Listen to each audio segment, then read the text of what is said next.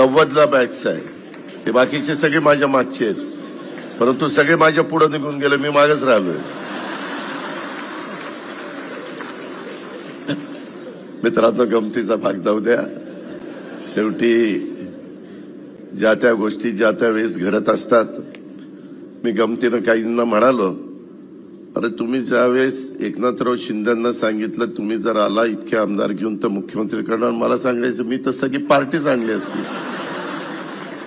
काय शेवटी जे नशिबात असतं तेच होतं, आपलं आपलं काम करत राहायचं.